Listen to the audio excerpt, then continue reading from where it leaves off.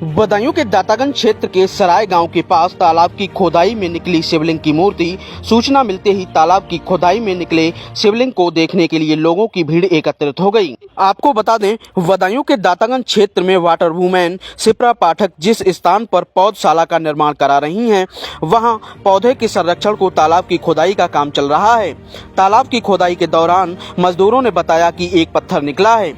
सूचना मिलने पर शिप्रा पाठक समेत तमाम लोग मौके पर पहुंचे और बताया कि वह शिवलिंग है, उसमें 5 मुंह बने हुए हैं। कई लोग उसे देखने के लिए वहां पहुंचे हैं। फिलहाल प्रशासन को भी इस मामले की सूचना दी गई है।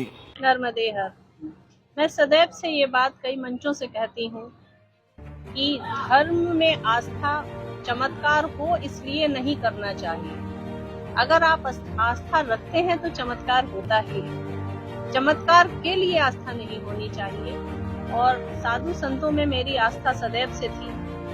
मेरा एक सनातन माहौल में मेरा पालन पोषण हुआ है। और आज जैसे आपने देखा कि लगभग 1000 साधु संत आए थे, जिनके चरण कमल यहाँ पड़े, जिनकी चरण रज से यहाँ की भूमि पवित्र हुई, जिन्होंने रणघोष किया, धर्म के ऐसे सूत्र बोले, तो ये भूमि इतनी पवित्र स्वतः ही हो गई। तो मुझे लगता है उन साधु संतों के आने से, उनके स्वर से, उनकी दिव्यता से, उनकी पवित्रता से शायद महादेव प्रसन्न हुए हैं और उन्होंने ये चयन किया है कि वो यहाँ पर अब विराजेंगे।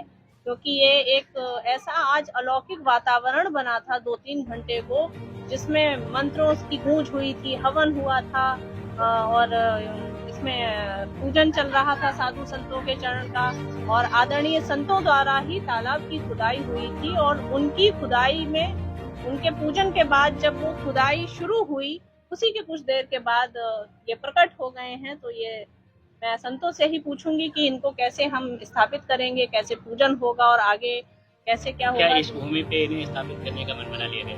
बिल्कुल, ये इन्होंने ही मन बना लिया है। इनके आदेश के आगे हम क्या बोल सकते हैं।